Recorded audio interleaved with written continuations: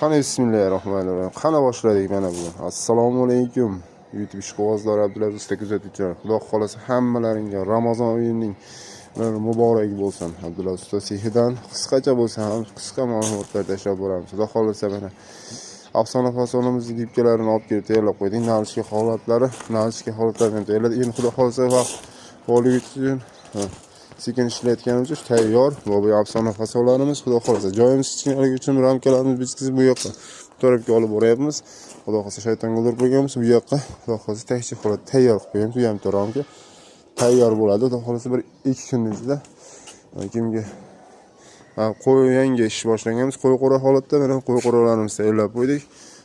Tayyor ramkasini chiqarib qo'ydik. Kimga kerak bo'lsa murojaat qilishlaringizni yasab beramiz. Xudo xolasa malyar holatlarimizdan boshladik.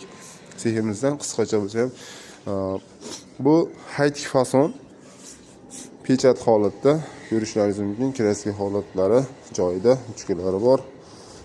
Bu shumkali 2 qavatda ko'rishlaringiz mumkin. Bu ikkinchi qavati, orqasi tekis qavatda tayyorladik. Bu anjonga o'rnaydi.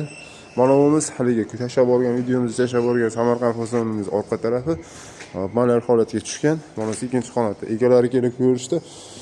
Egalariga ma'qul keldi. Darvoza mana ishlash jarayonlari boshladik qisqacha qilsa ham. Xudo xolasa ulardan 1-2 kun ichida kraskadan chiqib egalariga yetib borishga harakat qilamiz. Ramazonga tugashigacha xolasa buni ham o'rnatib qo'yamiz. Kimga shunday xizmatlar kerak bo'lsa murojaat qilishlaringiz mumkin.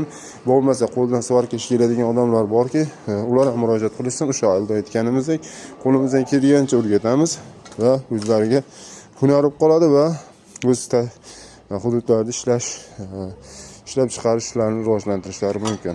Murojaat qilishlaringiz mumkin. Abdulaziz ustadan qisqacha bo'lsa ham reportaj.